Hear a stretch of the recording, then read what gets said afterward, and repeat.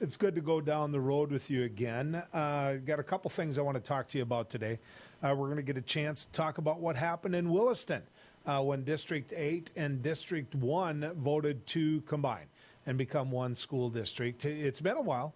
That happened second week in December, I believe. I think it was the 8th of December, but I can check on that. What I do know is steps have been taken to make that go forward once the vote passed, and it did pass.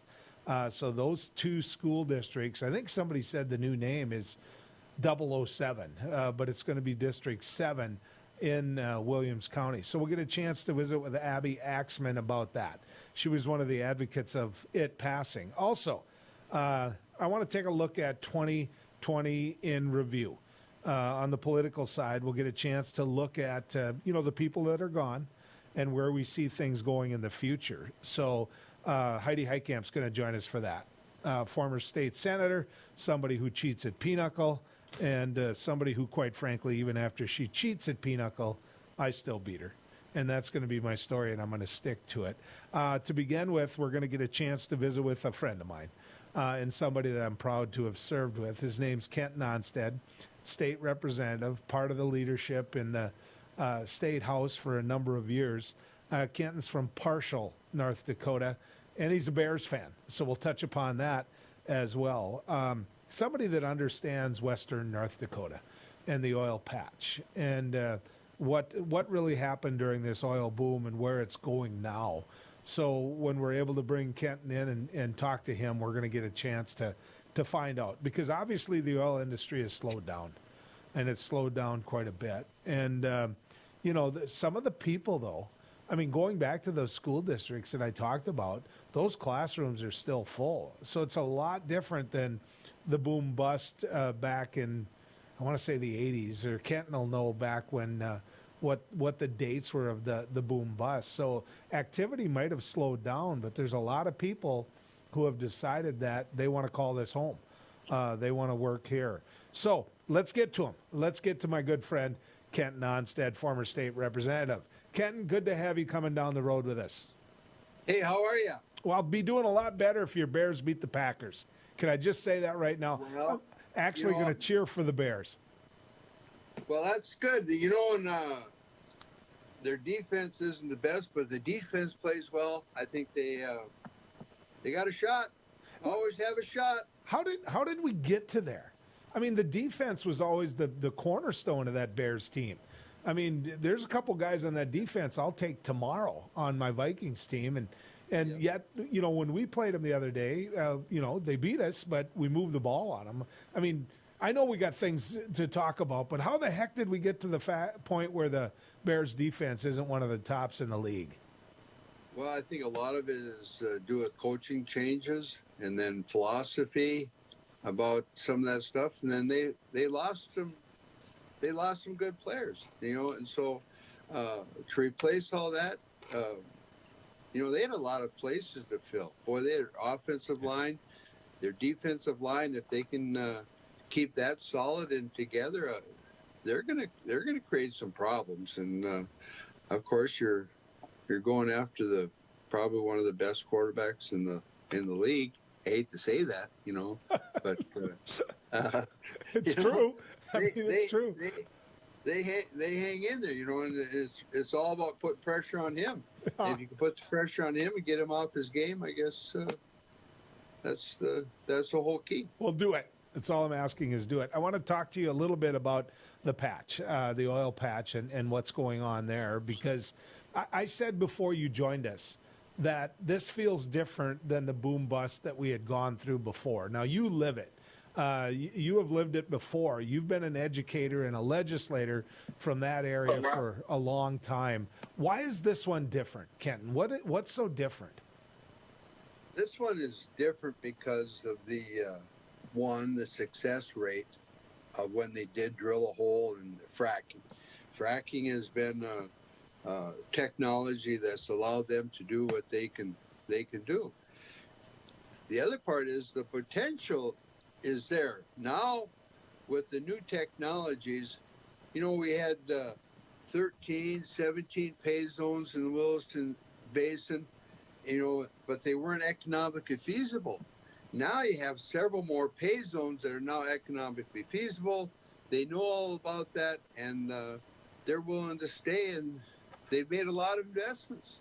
Dickinson, Williston, Watford City, Stanley, they put a lot of investments in there, and so I don't see them just going away like they did in 1980 and the 60s, and they just pulled up stakes and left. But they're here to stay.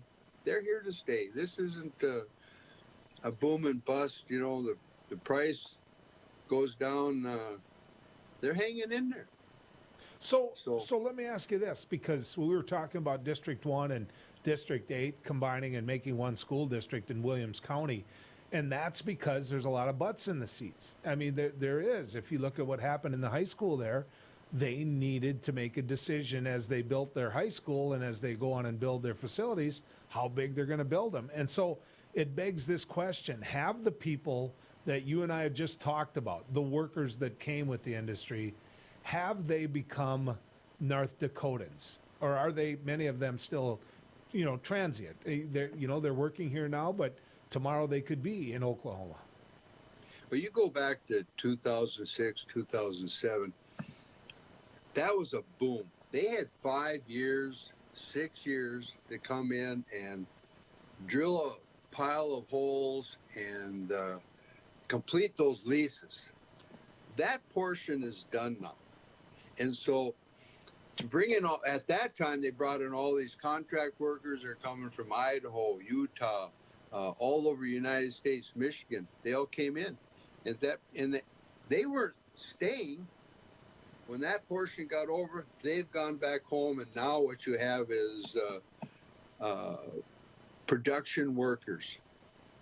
Now that things are settled in, it's not such an urgency to drill a bunch of holes and so on. They can go at their own pace. They can run their own cash flow. Now it's more about investors keeping that. But the availability of oil, because of new technology, is here in North Dakota, and they have a real grasp on North Dakota. I mean, North Dakota's become dependent on that commodity, and they understand that, and they're here to stay. So, when you go around the patch and you look at it, the one thing that every pilot that flew over the Williston Basin said, and this Bakken play, was they can't believe how much flaring was going on. Has that gotten better? Are we capturing the natural gas? Are we utilizing the natural gas better today than what we were 2-3 months ago even? It is better like in Mountrail County, for example. In McKenzie County and Dunn County, there's a little bit more flaring going on, but it's slowly getting better. It's really too bad. That was a huge waste of a product that North Dakota could have utilized in many ways. But now you're seeing energy requirements. You're seeing natural gas being used for generation purposes now, and moving that forward. So the pipelines are more in place. All that came in, and we didn't have, think about it, we didn't have any of that in place back in partial number 1, 2006. And all of a sudden, 3 years later, you got 10,000 wells and no pipelines, no anything. It was a part of the beast. Wow. And we had to get through all that. Now we're settled down. It's into production. Well, yeah, there's still some flaring now and then, but the potential's there. They've got some nasty. They got pipelines out there. Now it's to look at reclamation, oil spills, brine spills. So what do you think of when you think of a price per barrel of oil, and you say, okay, they can make money at this. This is a good price. Everything above that is going to work for us, and continue to make the Bakken play strong Everything below that, yeah, they're going to start slowing down a little bit. When you think of that price per barrel, what's the number so other people in the eastern part of our viewing audience can kind of gauge it? Well, it depends on the company and the cost of production, but I think some companies have their cost of production down to 10 to 15 dollars a barrel. And so anything above that is a profit to them. I think $30 a barrel is kind of the mix. As long as it stays above that, they're here to stay. How did this affect the schools? Because, I mean, you're a longtime educator. I mean, there's a lot of people that called you Coach Onstad in your life, and Mr. Onstad. So, you know, when you think of the schools, how big of a challenge was that? Well, it was a huge challenge. You know, you got used to classes in the 20s, for example, and all of a sudden now you got 40 in there. And the disruption that came to the schools was one year you had 40 third graders. Next year you probably only had 20 fourth graders. It wasn't that they moved up. Some of those families moved away, and all of a sudden you got 50 fifth graders. You know, so it was about handling that and knowing what's coming forward. School funding was always a year behind, basically. And so that had to get caught up. Schools had to catch up to that. Schools had to add on, had to remodel. Mm-hmm. Who did that put the pressure on? Put the pressure on the taxpayers if they weren't going to get any assistance from the state. And so it's like the whole community had to understand that it takes a community to handle this kind of environment. You bet. Kenton, it is always fun to talk to you. You know, you're a good man, even though you cheer for the wrong team. Good to have you come down the road with us. Thank you. Hey, thanks for calling. Happy New Year to everybody. You bet. Happy New Year to you. Abby Axman's going to join us when we come back. She was part of that process, and now we're going to talk about reorganization when it comes to Williston and the rural school district that joined with them. Right after this, as we go down the road.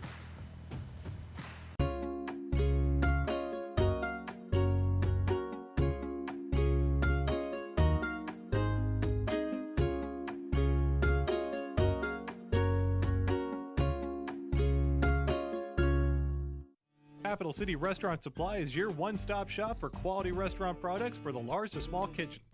Commercial-grade restaurant and bar supplies, limb game processing equipment, refrigeration, dinnerware, and smallware. We sell everything including the kitchen sink for trusted manufacturers for the chef and all of us. Open to the public since 1971, we are veteran-owned and North Dakota proud. Let us take care of your restaurant and home kitchen needs today by visiting us at 1414 Interstate Loop in Bismarck or on the web at capitalcityrestaurantsupply.com. Hi, I'm Dennis Haugen, along with my sons Andy and Mike, and we're showing our support for wind energy in North Dakota. Wind energy has provided farmers like us with a steady stream of income that's not tied to the weather like crops and cattle are. Another bonus is that wind farm owners are required to maintain the roads leading up to the turbines. Because of that, oftentimes these roads are the best in the county. Wind energy is good for landowners, it's good for the land, it's good for our economy, and it's good for North Dakota. With 68 years of experience serving our members, Hometown Credit Union is the smart choice for all your banking needs in Colm, Ashley, Hazleton, and now our brand new location in Lincoln. We offer auto, home, personal, and agricultural loans, CDs, IRAs, safety deposit boxes, checking and saving accounts, and more. Be sure to check out our convenient drive-through ATM as well. For great value and small town service, look no further than Hometown Credit Union. Beck News brings you real people and real news. Every weekday on KNDB, KNDM, and KRDK. Start your evening with the Dr. Duke Show at 4. Take a fresh look at current events with Ladies of Another View at 4:30. Go down the road with Joel at 5:30. Watch No Apologies with Becker at 9. Cap off your night with No Filter with Debbie at 10. Beck News. Real people, real news.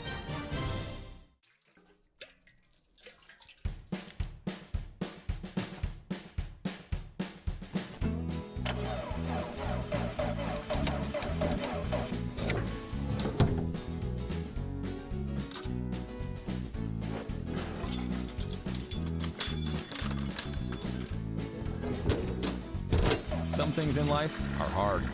That's why banking shouldn't be. Cornerstone Bank.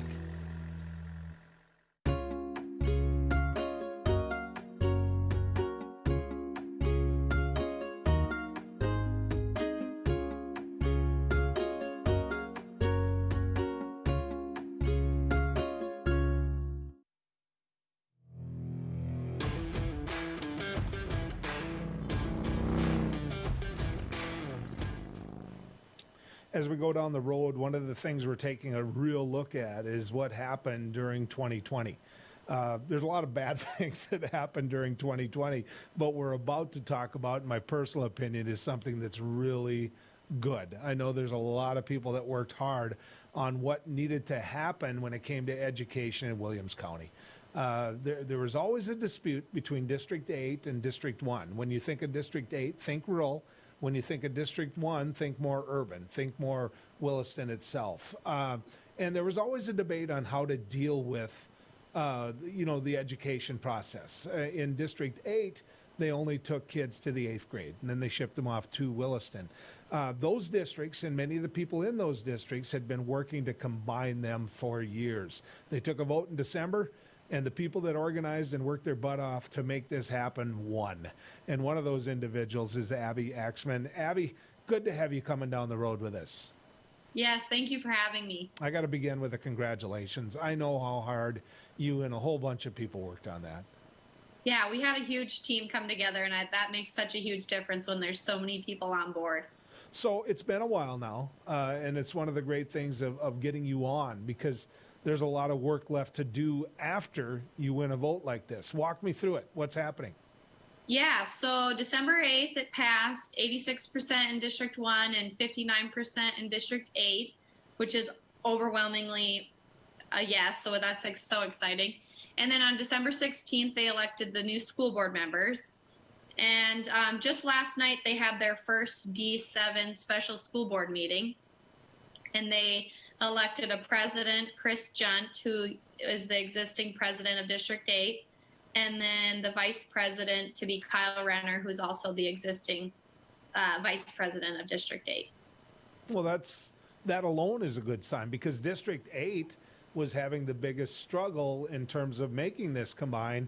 And so if they see themselves in leadership positions, that's a smart move, Abby. That's a real smart move. It's really exciting. I think that the community will really be able to get on board what's about to happen in the next couple months, and then leading up to July 1st when it all comes together and gets to be District 7. It's, unreal.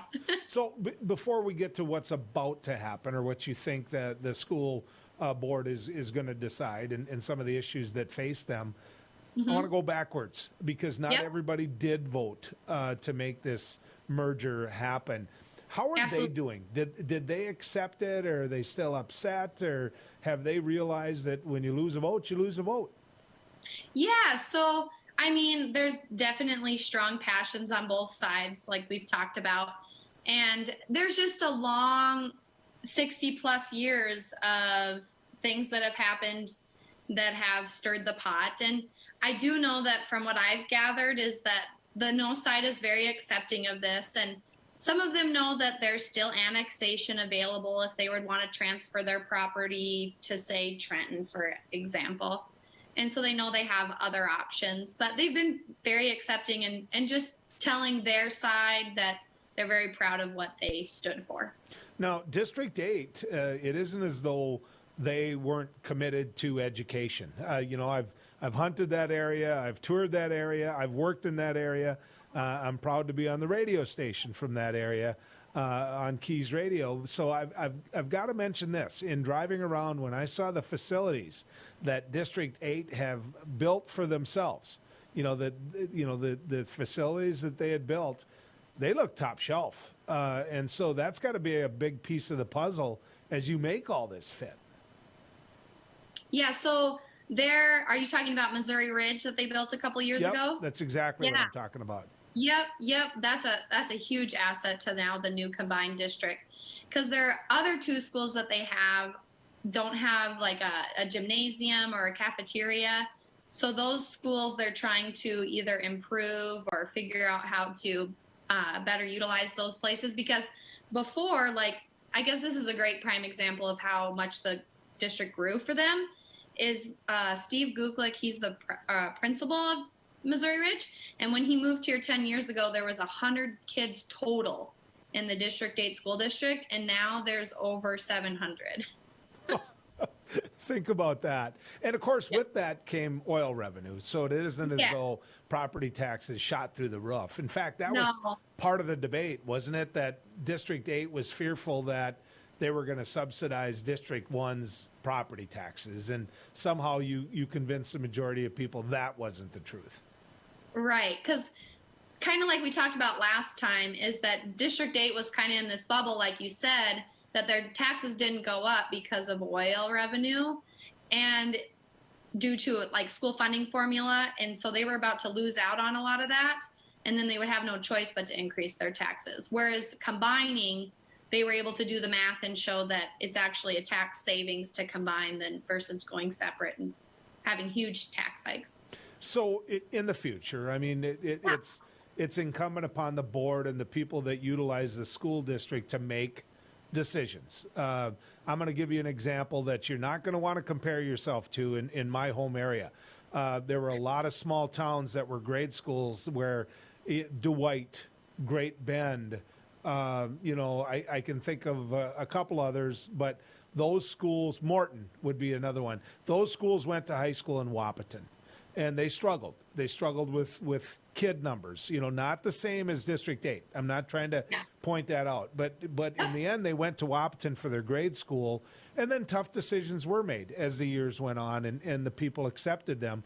When you start having representation on the board as strong as what District 8 has, it would seem to me that the tough decisions that are going to come are going to be far more accepting. Abby? Yeah, I would agree. Yeah.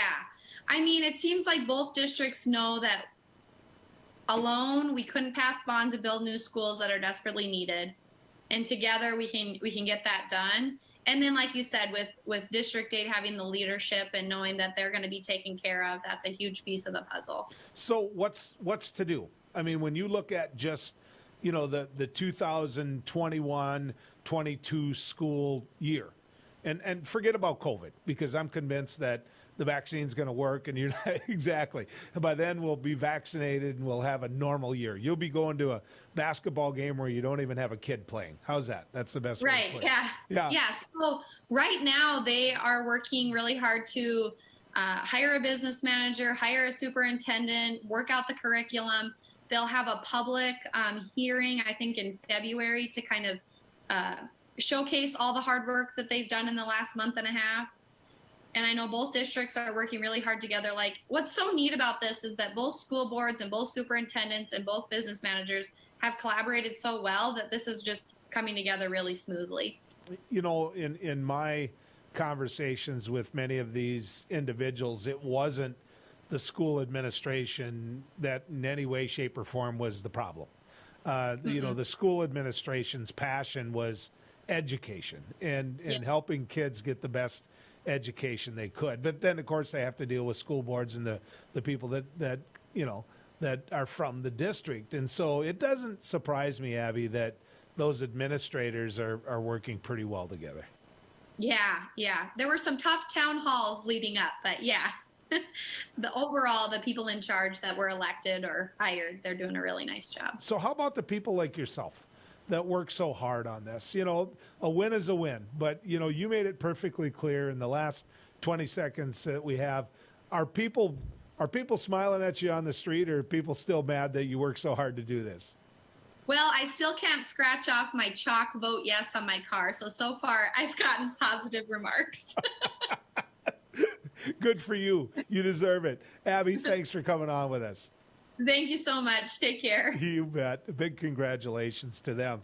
When we come back, we're going to talk about the year in review when it comes to a big change in politics. And we're going to do that with former United States Senator, Heidi Heitkamp, when we come back here down the road.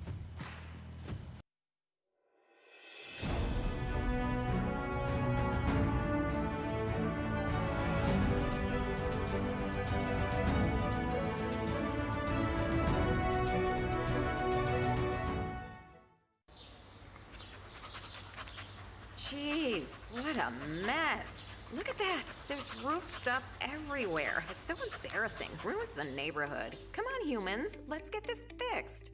Don't let your roof go to the dogs. Call America's Best Contractors for your free estimate. Need a new woof? After checking with the rest, go with the best. America's Best Contractors. 258-2412. Online at americasbestcontractorsincorporated.com. In southwestern and south central North Dakota, on any given day at any given moment, a Dakota Community Bank and Trust customer is logging in or signing on to do their online or mobile banking. We believe that community banking can blend both the past with down-home customer service in-house and the future with modern banking conveniences and technology for our customers anywhere, like here or here, all while honoring our long-standing tradition of community-first oriented banking here at Dakota Community Bank and Trust. My wife was diagnosed with early stage Alzheimer's. We talked about it and we kind of decided we'd be a little bit proactive and try to start making provisions. So we started looking here, and Eventide worked out to be pretty much the perfect answer. I guess I didn't expect it to be so nice. The staff here were terrific. We enjoy it.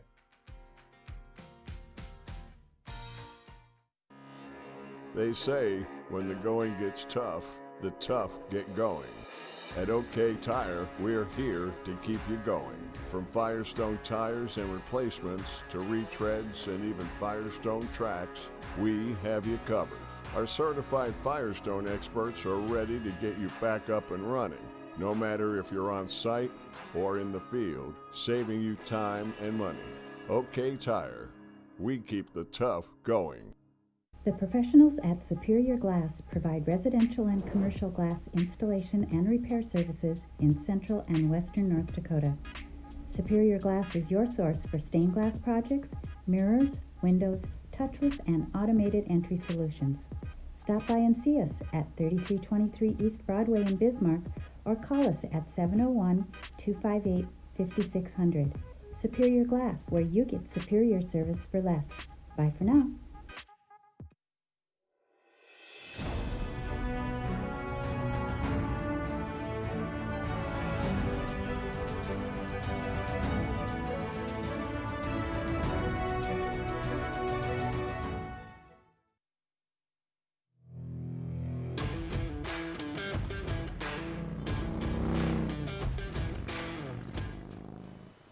A lot of people say we're twins just years apart. That's just simply not true.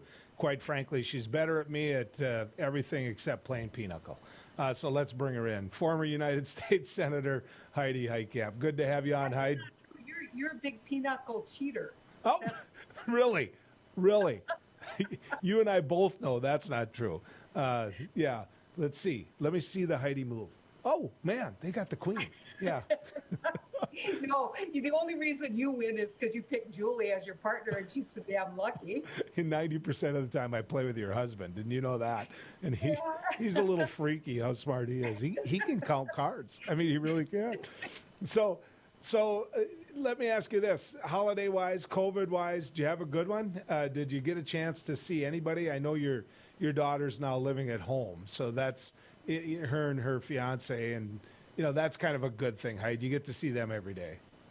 Well, we kind of keep it within one group, and Nathan and Chandra came home.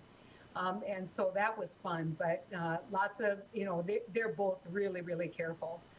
Mainly, I wanted to see Carl, the dog. So he's doing really well. And everybody kind of freaks because everybody knows I don't really like animals on furniture. But Carl pretty much had the run of the place.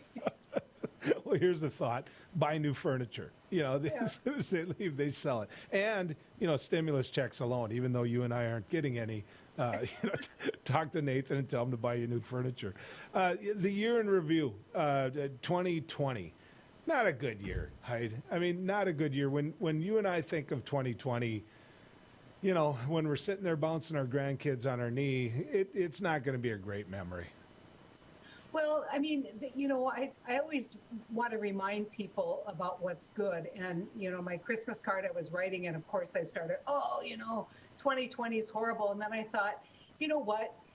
Just like 9/11, where you saw police officers and firemen run into a building when they knew how dangerous that was and that many of them did not come out. We saw healthcare workers who risked their lives. In fact, over 800 American healthcare workers have died in service to our country, and there's thousands worldwide, and that doesn't even count first responders. So, you know, if you're looking for something that shows you the great capacity of the human spirit in 2020, it's the sacrifices of the first responders and the healthcare workers who lost their lives. And so I refuse to say 2020 was a horrible year, because it was a year that those people sacrificed for all of us. And so that's what I'm going to remember about 2020. Well, you lost a friend, a very good friend, one that you made in the Senate, and you still have his wife. I realize, Cindy, that it will be a lifetime friend, but John McCain, you know, an American hero and a man that could work across the aisle, that had to be a kick in the guts. Well, sure. I mean, you know, that John was important, not just for those of us who knew him and really enjoyed him. Because sometimes I always say loved him, and that'd be maybe a stretch, because he is pretty prickly and cantankerous. But I will tell you this. I look at things that are happening today and know that if he were there to be that moral compass, if he were there to call, and if I can say BS when BS needs to be called, and to push back and give people some moral clarity, I think we would have seen things different than what they were. And you know, we're look at, I always think it's interesting when people say, oh, you know, let's examine who's died in 2020. I think that the most significant number will be, by the end of this month, we'll probably have over 250 or 350,000 souls in America who have died from COVID. And, you know, that's just a number that it was unnecessary and unacceptable. And I like to think that if John were there, he would have demanded quicker action and would have brought along a lot of folks with him. Well, and I know Roberta is the one we lost this year, but I think of John, and I think of the life that Roberta lived. I mean, living to be 108 years old, having raised John, knowing that her son was laying in a prison camp, you know, having his arms I mean, from a crash. There's just a lot of memories that come along with that. I want to talk about John Lewis.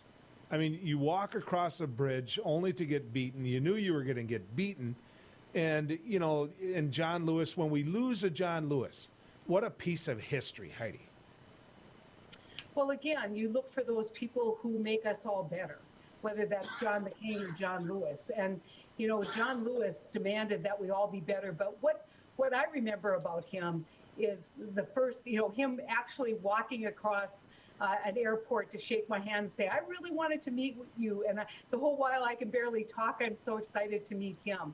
You know, it's the humility to which he approached his life that I think is such an incredible example, that even though he was this icon, he was thrilled to meet just anyone. I had two young women come up to me in an airport. You know, John was there and they had seen me talk to him. And they came and they go, we know he's someone famous. What, you know, who is that? And I said, that's one of the most important people living in America, a man by the name of John Lewis, and you should go over and shake his hand. He loves meeting young people. And I don't know that they did, but shame on them if they didn't, because John never met somebody he wouldn't extend his hand to. And that is such an incredible example.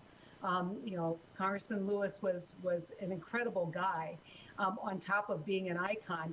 You know, if I can just mention here that if you go out on the website and get the chance to read The Atlantic, there's a writer named Annie Applebaum, and she wrote an article this year about, she's an expert in communist Eastern Europe, and she was doing a study on why people dissented, why people raised their hand.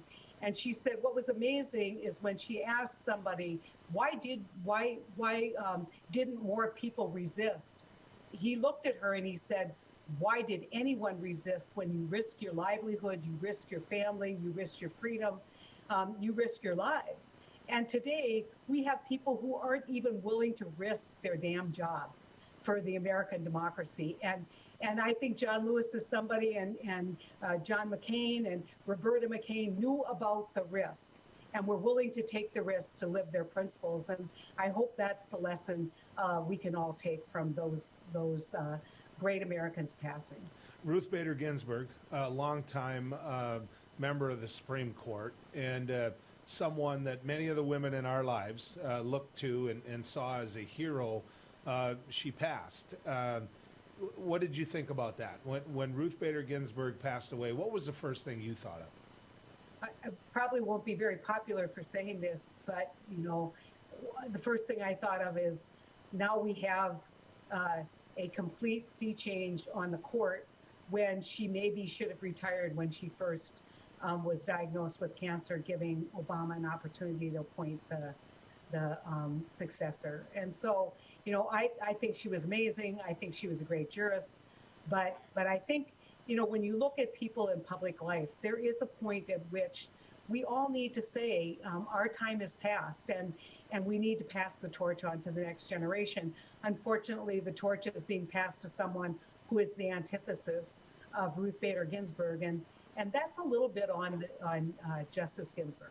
It's not a little bit. You and I have had this talk, and you're more polite, you're more dignified, and I just think she's completely responsible for where the court is about to be. And body of work, yes, I get it. I know why it's celebrated, but I totally agree.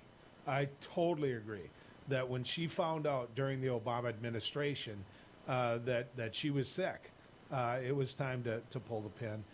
Want to talk a little bit about where we're headed, 2021. We're going to have a new president in 30 seconds or less. What do you think about that? I think that if he expects to do deals in Washington, D.C., he's foolish.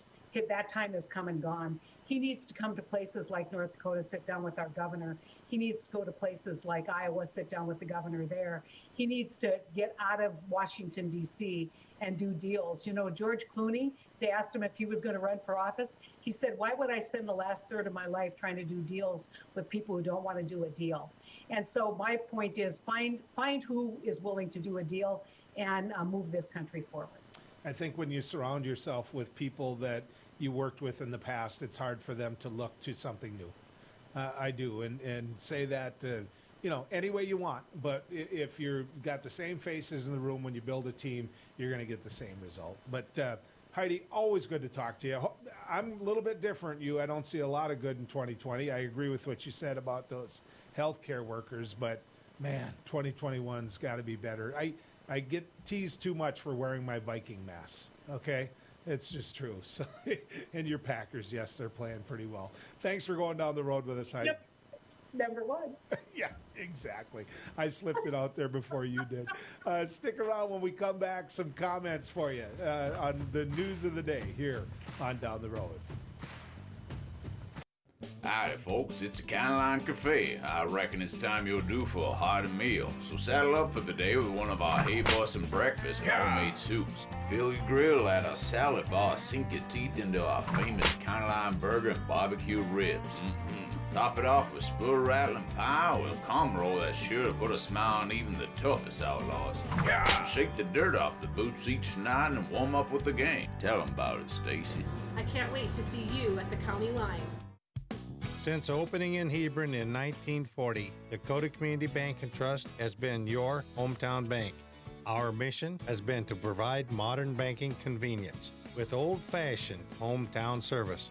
We've grown with the communities we serve through year-round events, countless sponsorships, and nearly 7,000 hours of volunteering each year. Learn more about our 80-year history at dakotacommunitybank.com. Jeez, what a mess. Look at that. There's roof stuff everywhere. It's so embarrassing. Ruins the neighborhood. Come on, humans. Let's get this fixed. Don't let your roof go to the dogs. Call America's Best Contractors for your free estimate. Need a new woof? After checking with the rest, go with the best. America's Best Contractors. 258-2412. Online at americasbestcontractorsincorporated.com. For the greatest selection and full menu offering, it's the Four Seasons Restaurant and Ice Cream Parlor in Garrison. Succulent sandwiches, big breakfasts served all day, and delicious desserts. Easy access in and out for campers and RVs. The Four Seasons Restaurant at the top of Main Street, Garrison. With 68 years of experience serving our members, Hometown Credit Union is the smart choice for all your banking needs in Colm, Ashley, Hazleton, and now our brand new location in Lincoln. We offer auto, home, personal, and agricultural loans, CDs, IRAs, safety deposit boxes, checking and saving accounts, and more. Be sure to check out our convenient drive-through ATM as well. For great value and small town service, look no further than Hometown Credit Union.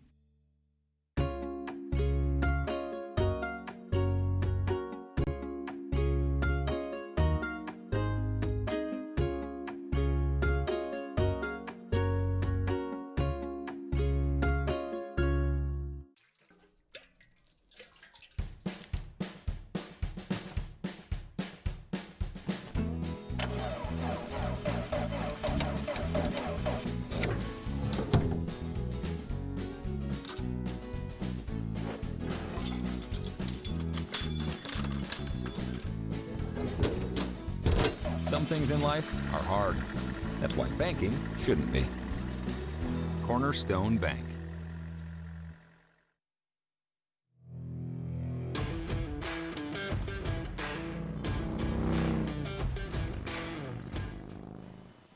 All right, it's the number 2,000. That's the number that we're all debating today across the country. Should it be 2,000 or should it be 600? I think you probably know where I stand. It should be 2,000. President Trump, there wasn't a lot of agreement between Joel Heitkamp and President Trump over the last 4 years, but on this one we agree. On this one we agree, and I hope he stands firm. I hope he keeps pushing for Congress to put $2,000 into the stimulus package. He could have vetoed it. If he had vetoed the stimulus bill, you know what would have happened? The people that were unemployed wouldn't have got paid. And you would have seen people going into the holidays without the money they need. And of course, a lot of those folks, because of COVID, are running pretty short. So I get it. I know why he signed it. I wish he would have dealt himself a hand sooner. I do. I wish he would have went over to the halls of Congress, meaning his people, and said, as President of the United States, it needs to be $2,000 per person for stimulus for everyone who make under $70,000 a year. Married couple under $140,000 a year. It needs to be $2,000. He didn't do that on time, but that doesn't mean he's not right. And so what's happening now, right? The president came out, said it's got to be $2,000. Mitch McConnell, You know, he knows that president's going away, and he knows that he just won a 6-year term, which means that 6 years from now, he'll still be Mitch McConnell, that individual that I will not invite to my fish house.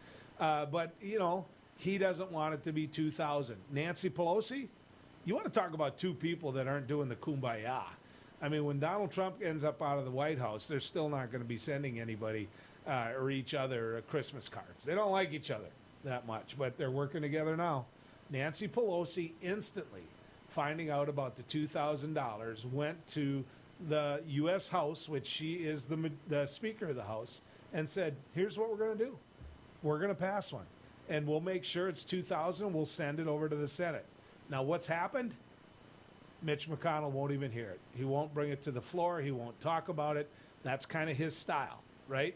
Believe me, Mitch McConnell won't get the $2,000. Mitch McConnell is a multi-millionaire. And so for him, it's pretty easy because he looks internally, I believe, at himself a lot and how will this affect me, and he doesn't really care. And so here's my point. One way or another, this should be voted on. And who's taken up that charge? A man that you know, I don't look to for leadership in the Democratic Party all the time. I'll be honest with you about that. But Bernie Sanders has taken the lead on that.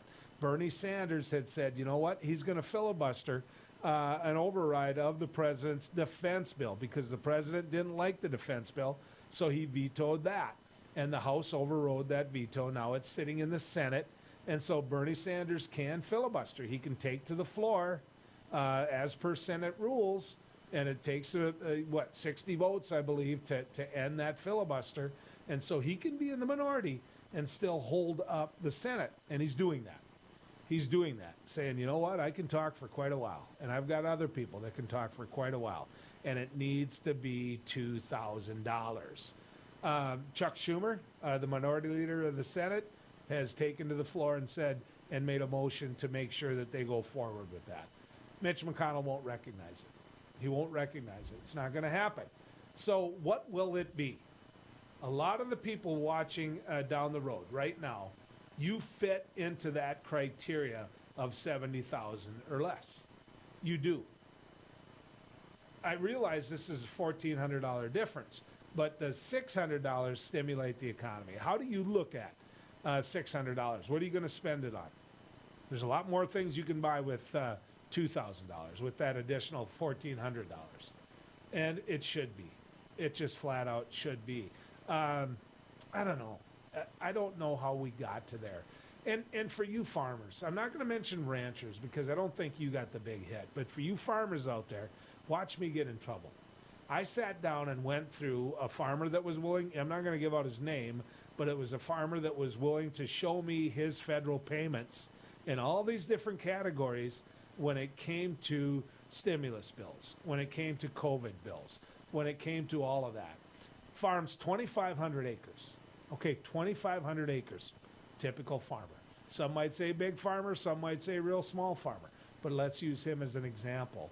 In 2020, the year that we've just gone through, he's received over $190,000 from the federal government.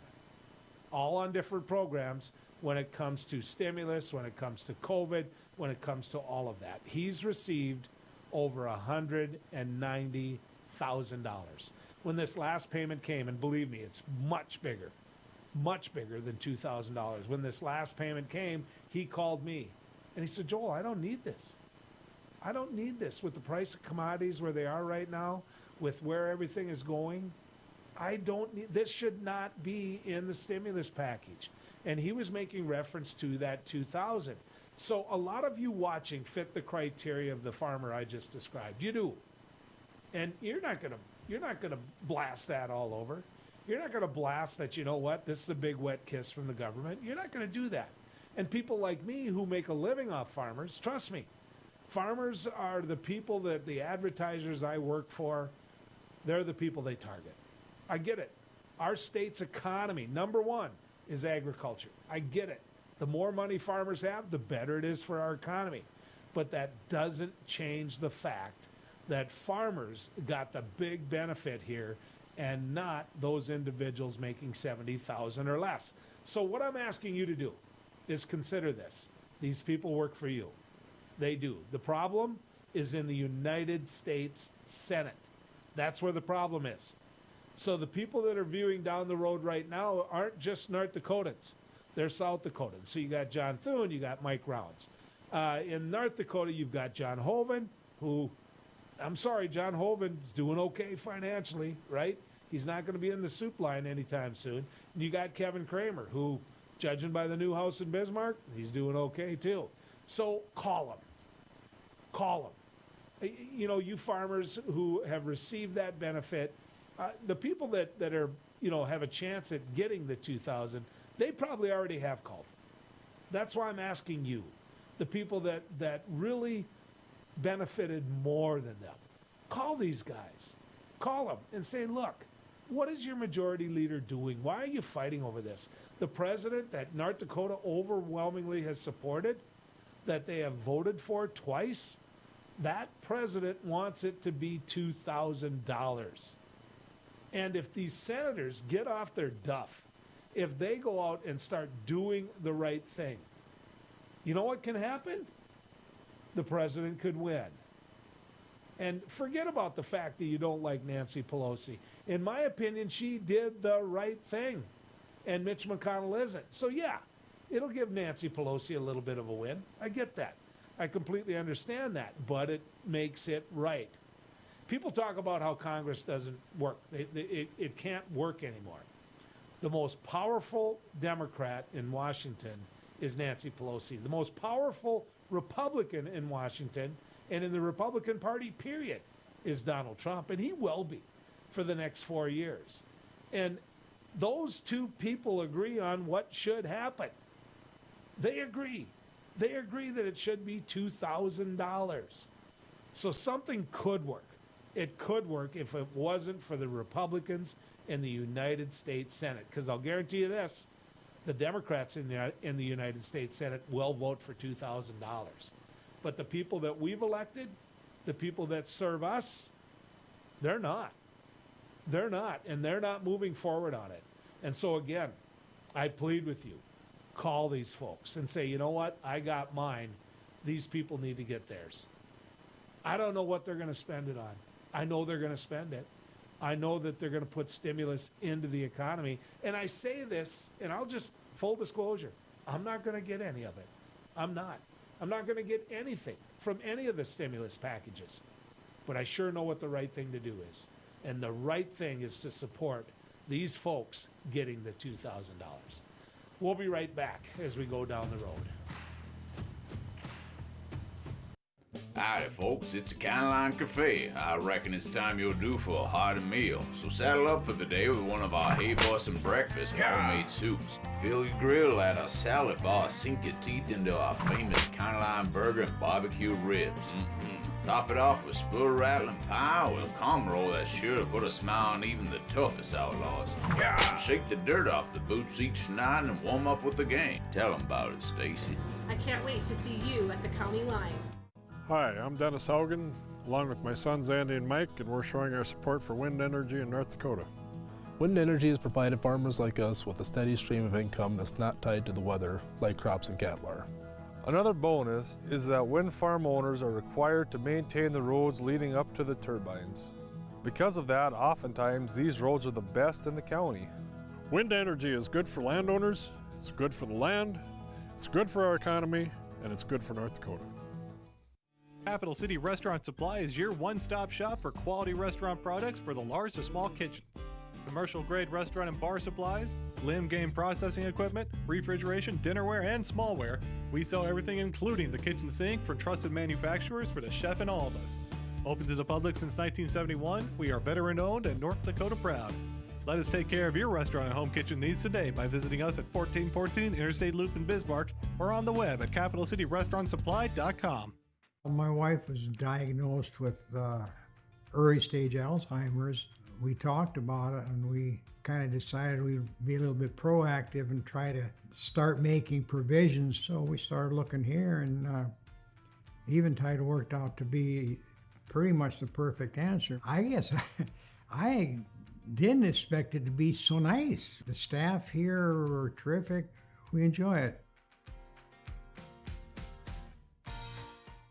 The professionals at Superior Glass provide residential and commercial glass installation and repair services in central and western North Dakota. Superior Glass is your source for stained glass projects, mirrors, windows, touchless and automated entry solutions. Stop by and see us at 3323 East Broadway in Bismarck or call us at 701-258-5600. Superior Glass, where you get superior service for less. Bye for now. Now is the best time to plan for your 2021 farm equipment needs. North Dakota-based Summers Manufacturing is currently offering early order savings. Take advantage of big savings on North America's broadest tillage line, including the Super Coulter Samurai and the innovative VRT Renegade, as well as the best-built, best-backed land rollers in the industry. Talk to your Summers dealer today or go to summersmfg.com to learn more about early order savings available on all Summers equipment.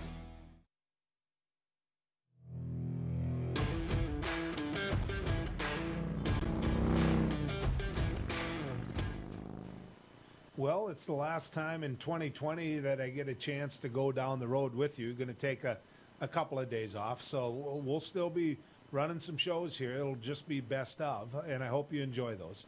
But I do have to say this. When you reflect upon and when you look back at 2020, I don't think anybody's going to smile. As Heidi said earlier, there are some people to honor and some people to look at, and that they should put a smile on your face, knowing that the sacrifice that they gave. I get that. I understand it. But 2020 stunk as a year. I mean, it really did. It took a lot of us out of the very things that we enjoy about life. We had to discipline ourselves, or at least people with a brain did. Started wearing masks, doing what you need to do to protect each other, and socially distance. We just went through Christmas where you know what, we weren't able to have that normal Christmas. And that's what 2020 was, right? Remember what we were doing on the 4th of July? Let me give you one of the traditions that I always had as a kid.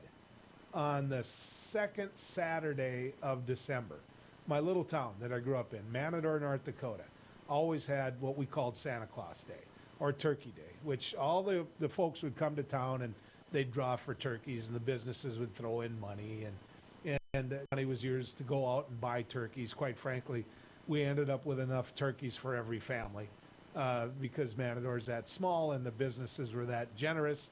Then Santa Claus would come, and the kids would get a Christmas bag, candy and an apple or an orange, or that was just a tradition. We didn't do that this year. Every year of my life I've been there for it. Every year. We didn't do that this year. You know, I missed it. I really did miss it. And I know things like that you're going to miss. So my suggestion to you is write a letter down. Write that letter down to your kids, your grandkids, whoever. And so someday, when they realize the sacrifice that we made in 2020, and if something like this hits again, we don't have to go back to old photos of 1918. They'll have that in their hands, and they'll be able to say, look what Grandpa and Grandma did, or great-grandpa and great-grandma. So, Happy New Year, everyone. It's good riding with you.